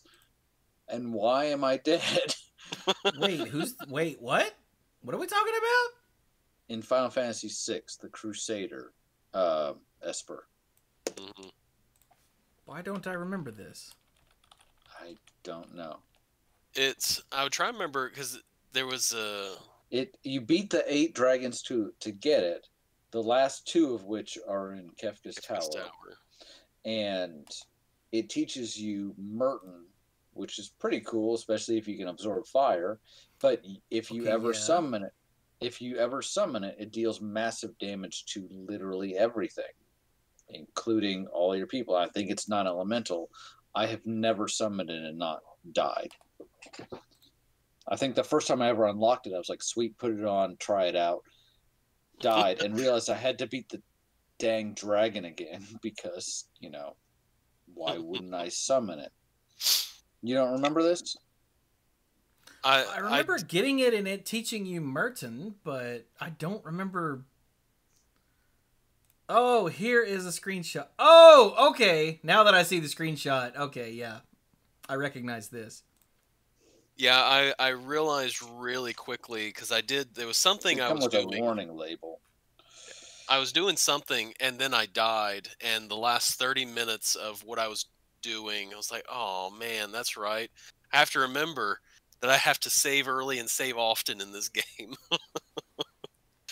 Because I think I was in the part where you're trying to flee you're fleeing with Baron, and Bannon. and I died to Ultros, and Ultros killed him, and it was like, oh, you died and everything, and so it sent me back to when we were just about to get into the creek, into the river, and I'm going, oh man, that was like 30 minutes of what I was doing, and I just essentially just went up in flames. I'm like, oh, that's right. I have to make sure I save all the time in this game. With like, as soon as you're about to do something, save. As soon as you did that thing, you save. Modern games, Final Fantasy Remake. Oh, they've spoiled us. And Dragon Quest with the auto saving really have spoiled us. Yeah. So sorry, I kind of jumped in there. Is that your final thought, or do you want to say more? That's it for me. I actually have to head on to bed because I've got helping out with testing tomorrow, so I actually have to leave. All right, Zerk. Let me know. Wait, I will poke you on probably Saturday to see when I can swing by, all three of you actually, and bring you the awesome presents from ALK Altars. Sweet. Yay! Alrighty. Well, you guys have a wonderful night. Night, Zerg! Good night. I meant to say that before the show and forgot. That I'm gonna call you guys at some point and be like, yo, everyone free? I'm gonna make the rounds. Because I think I can go from Brian to Dirk and then circle around to Mike, and it's not like super far out of the way, right? Mom called and wanted to have us over on Saturday, so as long as you can swing by before then, we'll just probably be heading over sometime after lunch. So just let me know when you're coming by. Okay. Wow, this person that called really late, I think it's late, actually left a voicemail. I'll be right back. Mike?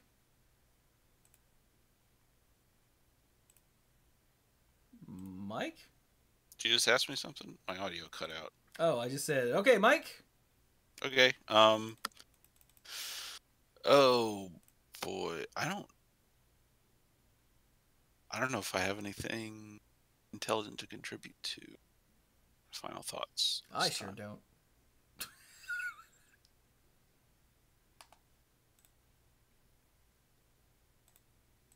No. Dang it, man. Why are you so bad at this? I don't know. I feel like not much has gone on, even though we haven't talked in a month. Well, we've talked in more recently than a month, but haven't been shown.